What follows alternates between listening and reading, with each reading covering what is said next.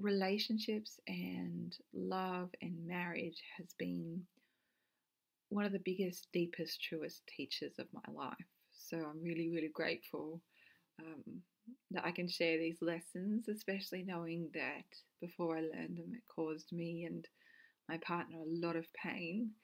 And um, I so deeply hope that this is healing and beautiful and true for you, and that this brings even more love and peace, healing and restoration into your life. And I just want to say so much gratitude to you for turning up to do this hour deep dive into relationships. And I want to honor you for taking the time to be with yourself. As always, to get the most out of this course and indeed any offering I share with you and anything else that you do with life as well, it's a real fallacy to multitask. So just use this time to be present and really get the most out of this. You're not going to be any more productive if you're doing other things while you do this. I always love to learn with pen and paper beside me, so I'm always writing down.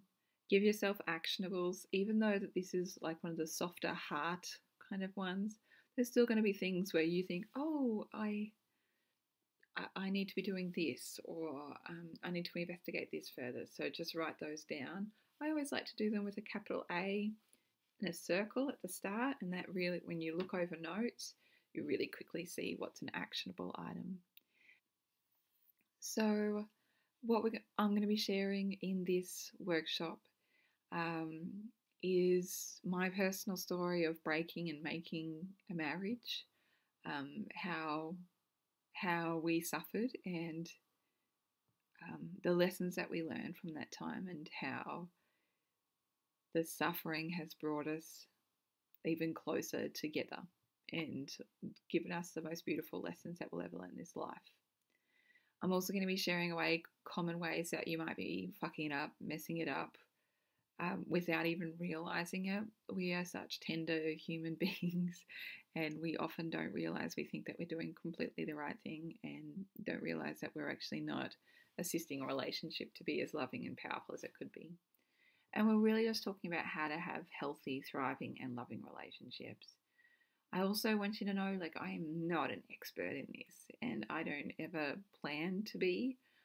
I'm a human in love with a human, and we've learned some big lessons along the way, and so I offer these lessons for you, and you're most welcome to take what works for you and disregard what doesn't, so that you can hopefully have less suffering and more love in your relationships.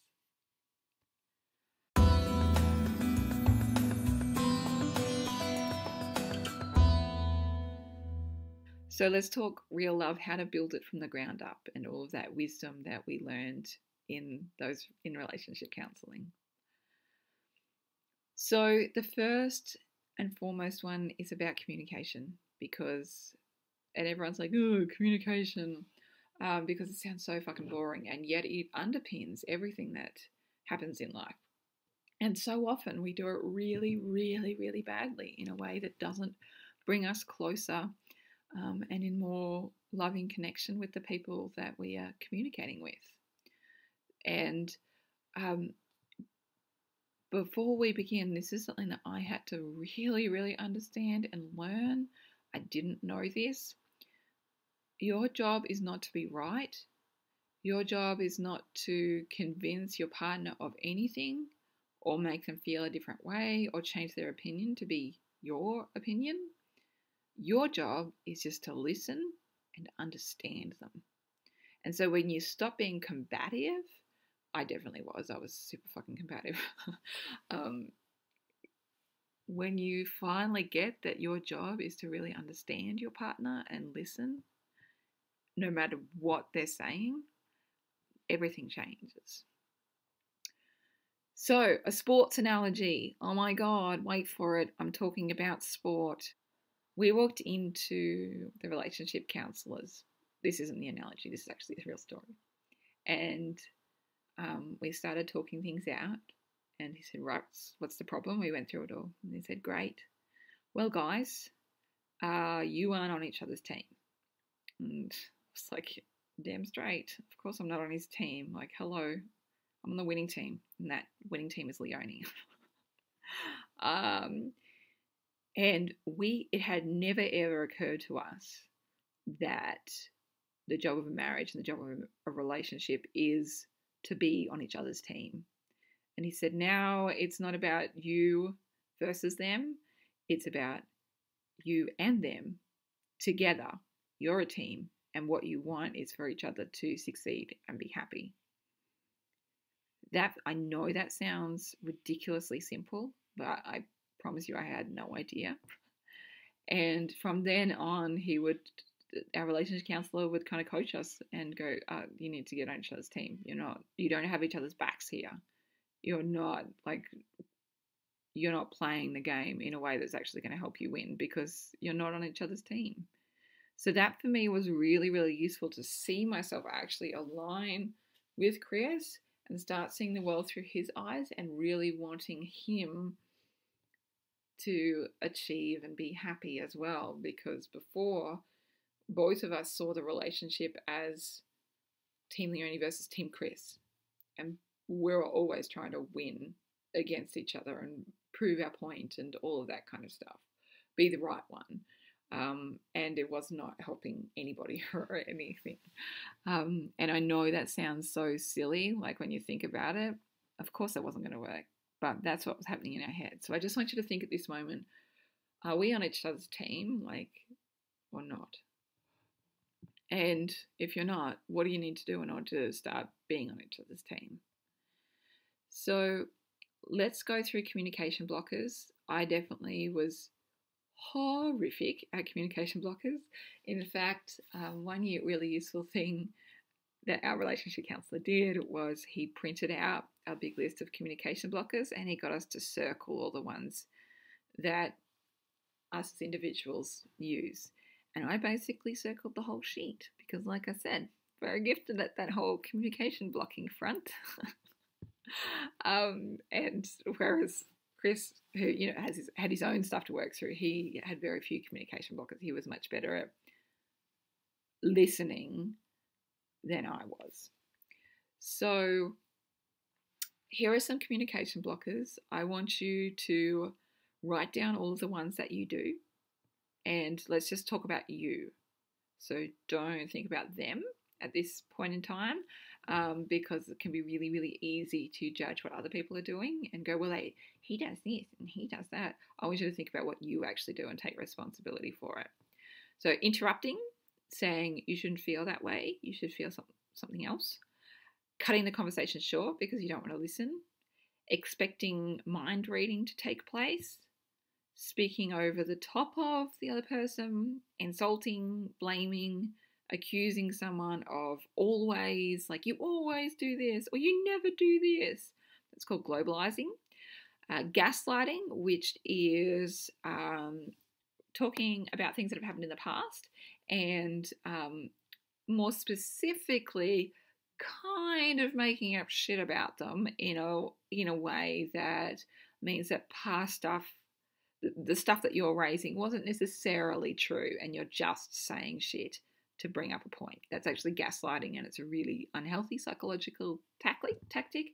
But unfortunately, most of us can be a little bit gifted in it because we have experienced it so much. Judging. So when you're sitting there judging the other person and going, oh, what a loser, they shouldn't think like that. Oh my God, can you be any more painful? I just want to punch myself in the face right now than listen to you. Changing the subject is also a good one of blocking communication where they say something and then you totally change the subject. It doesn't feel great to them. They don't feel understood or listened to at all. But you're madly trying to not listen to them and potentially get out of an awkward conversation. So you might be employing all of these communication blockers. You could use sarcasm. You could diagnose them like, well, it's obvious that you have this. You could also communication block by not really feeding back, like giving feedback that's responsive and shows that you've been listening. You can also communication block by being philosophical or coachy. And I know that us as earth angels, we do tend to do this, but it's really about just going, looking at them from down here and saying, well, things could be better, things could be harder. You could take the other person's side so if your partner is talking about somebody else and you constantly take the other person's side, also be communication blocker. I used to do that all the time. And minimizing the feelings. Well, you shouldn't really feel like that. So here's some examples just so that you can start thinking about how it's used in talk. So advising is like, what you should do is diagnosing. You're only worried about this because you're an anxious person. Blaming. This would never have happened if you only. Diverting. What she did isn't the issue. What about when? Judging. What you're doing wrong is, or the only good thing about this is. Minimizing. Well, it's not really a big deal, or that's just how Bob is. Defending the other. Well, I know she acts like that, but it's just because she. Being philosophical. Well, there's nothing that you can do to change that. Carpe diem. Insert hippie philosophical bullshit here. Denying feelings. Like, you shouldn't feel like that. Using but instead of ands. I know that's what you think, but not helpful. Then there is also non-verbal communication blockers. So again, I want you to be writing these down, the ones that you do, so that you can be really conscious of it. So negative body language, like rolling your eyes, crossing your arms, looking disinterested or frowning, making negative noises like huffing, sighing, tisking or groaning, and distracting movements like pacing, tapping, leg shaking, anything that you're doing to get your mind off the conversation that you're having. And again, I used to be incredible at all of these. Very gifted, like 10 out of 10 for Leonie in communication blocking. So again, you will automatically start thinking about your partner and everything that he or she is doing wrong with communication blocking, because it's really, really obvious to you how much they suck or how much they don't do this. Again, I want you to draw your awareness back to you and what you're doing, because you can only take responsibility for you. A little note here as well, if you're on the Aspie or autistic spectrum, being present during conversations can be really uncomfortable or even excruciating for Aspie spectrums. It can be really difficult to maintain eye contact and to be listening and really trying to understand their feelings, because often we don't like the uncertainty of it, and it can be very draining for us to spend that amount of time having feelings talks. So I wanted to share some things that help from my own experience. And this is really funny, but Aspie people will understand. I ask for an executive summary at the beginning. And the reason I do this is because when my husband starts talking, my brain starts flitting to try and understand what the topic of the thesis is about. Like, was he really trying to tell me here? Is he trying to tell me that,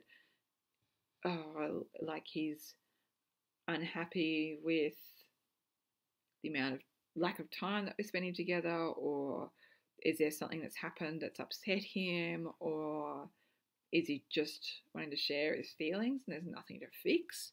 And so I actually ask him at the beginning, what is it, like, can I have an executive summary? What's like the context of this? So I don't have to spend all of that time just freaking out trying to understand what he's saying. Like, what does this mean? What's the thesis? What's the executive summary? I just need to know what I need to do here.